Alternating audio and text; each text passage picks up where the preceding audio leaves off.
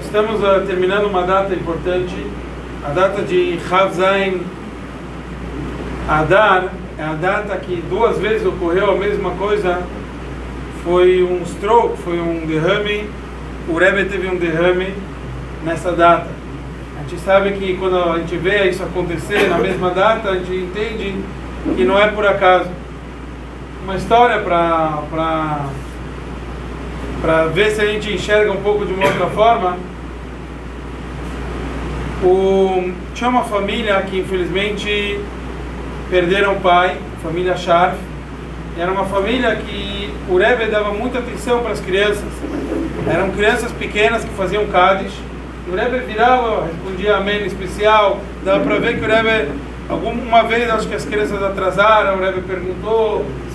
Isso, se eu não me engano, no Toshin Memtet, ou seja, 89, 90, por aí. E durante dois anos e meio, o Rebbe dava do bolo dele sempre nos Fabrengues, no começo do Fabrengue. Assim era. Então, os garotos sabiam já, no começo do Fabrengue, o Rebbe dava o bolo dele. E eles sentiam isso uma aproximação especial, com um carinho especial, que o Rebbe é tipo como um pai. Quer dizer, eles infelizmente eram órfãos pequenos, então o Rebbe estava dando esse carinho. E chegou num Shabbat e o Rebbe não deu o bolo. E os garotos contam, hoje eles já são mais velhos, a gente está falando aqui de 30 anos atrás, 29 anos atrás. E daí eles na verdade, desculpa, 31 anos atrás. Então, 31 anos atrás, eles estavam contando que eles, como crianças, eles começaram a chorar. Eles sentiram que o Rebbe não deu essa... se eu não me engano, até no final, eles até esticaram a mão, o Rebbe não deu o bolo naquele Fabrengue. Depois, naquela semana, que nem esse ano, segunda-feira, se eu não me engano, foi o dia que o Rebbe teve o stroke, o derrame. Então, um deles conta que ele sentiu que o Rebbe estava querendo educá-los, que eu estou aqui mesmo quando você não vai receber o bolo. Quer dizer, você vai ter que aprender como lidar, como conviver com essa situação. Infelizmente, nesse interim, nesse período, até um momento especial que a gente está esperando. Como sempre, o Rebbe nos ensinou a gente esperar a vinda de Mashiach.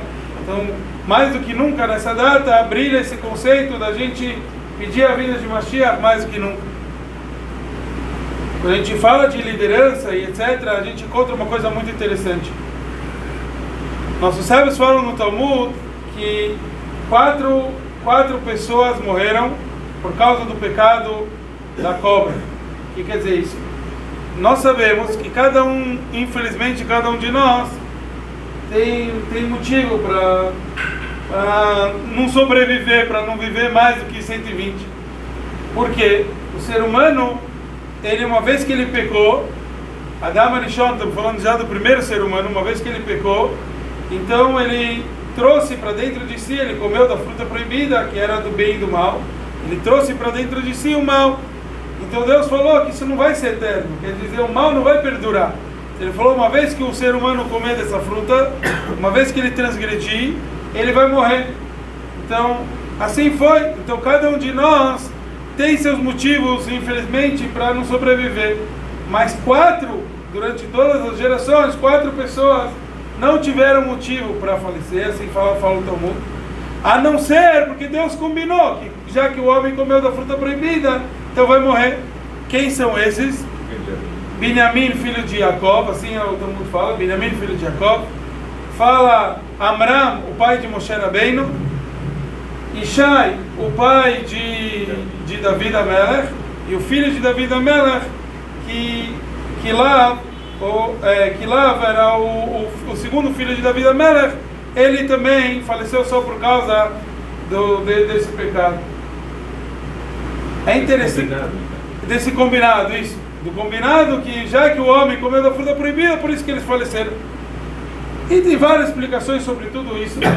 Mas uma das explicações traz, aqui tem uma coisa muito interessante.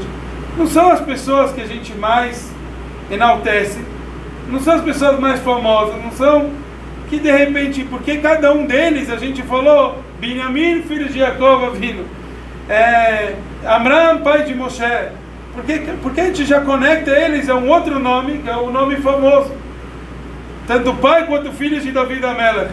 Tipo, qual é o conceito aqui? Isso tem a ver com a nossa paraxá. Na nossa paraxá a gente encontra, está escrito nos Korbanot, a gente está vendo nos Korbanot, está escrito Asher Nasi Echta. Asher Nasi Echta, o Rashi explica que quer dizer a palavra Asher. Ashrei, feliz é a geração que o líder, ele peca e confessa o seu pecado, até sem querer, e traz um korban, uma oferenda para mostrar que ele está arrependido do pecado sem querer. Tá bom? Essa explicação que o Rashi traz, Asher Nasi Echta. Mas tem outras explicações, se não me engano, os Sforno traz isso. Sforno foi um sábio que faleceu há aproximadamente 500 anos atrás. Ele escreveu que Asher, porque está escrito nos outros Im é si, e aqui está escrito Asher, quer dizer, parece quando, porque ele fala eventualmente um líder vai pecar. Quer dizer, se eventualmente um líder vai pecar. Então, trazem esse conceito interessante, falam para nós o seguinte. Eu vi isso de alguns rabinos, eu vou contar já. Rabino Feigenstein, uma vez eu estava no local que ele contou que o pai dele, Rabino Feigenstein, é um rabino famoso, foi professor de muitos rabinos aqui em São Paulo, e ele contou que ele falou para o pai dele: pai, eu não quero errar na vida. E o pai falou: não seja rabino. Se você não for rabino, você não vai errar. Aí ele falou quer dizer, você não quer errar, não seja rabino. Porque se você for rabino, você vai errar. Daí, não vai errar. Mas se você for rabino, você vai errar, isso com certeza. Daí ele olhou para o pai, e o pai falou: mas saiba que se você não for rabino, porque você não quer errar, talvez esse vai ser o maior erro da tua vida. E daí ele percebeu aqui que tem uma coisa muito forte. E assim contam que o Rabino Steinsaltz, Zichronon Libracha, ele já faleceu, mas ele foi um dos primeiros que traduziu o Talmud, etc. Perguntaram uma vez para ele: qual foi o maior erro da tua vida? Qual que você acha que foi o maior erro? Ele falou: já fiz alguns erros na vida, mas o que eu mais me arrependo são as coisas que eu deixei de fazer porque eu achei que eu iria errar. E esses foram os piores. Quer dizer, é isso que a gente aprende aqui. Asher Nasi Echta também a gente aprende que cada um de nós tem que saber que na vida querem que a gente assuma algumas responsabilidades e a gente vai ser imperfeito, a gente vai errar, mas saiba que a gente tem que assumir. E é isso que de uma forma assim mais, obviamente mais brincalhona, contam que quando a gente quebra o copo no casamento, a gente já canta Mazel Tov, Mazel Tov.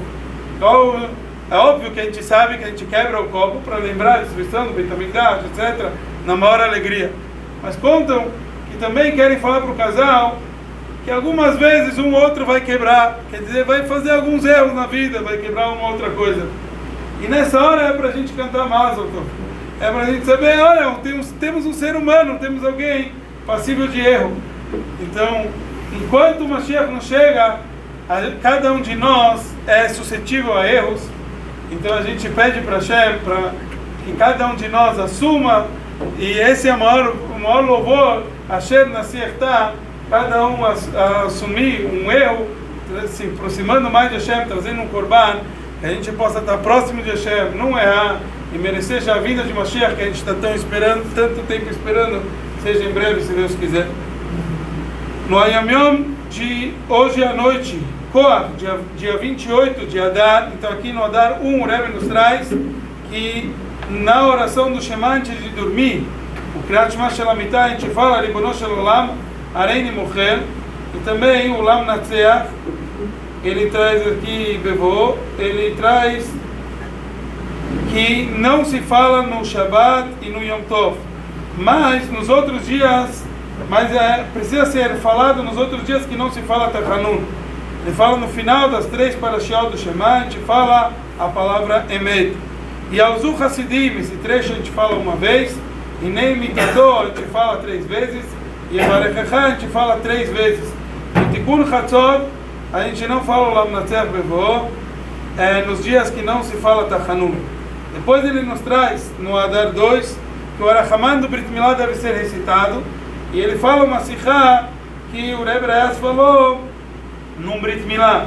Ele falou que num Brit Milá se diz que Shem Shenichnat Labris Kei Nikones Letor Lechubo Lemaisim Toivim, quer dizer, assim como ele ingressou no Bris, nesse pacto, assim ele entra na Torá, no casamento e nas boas ações.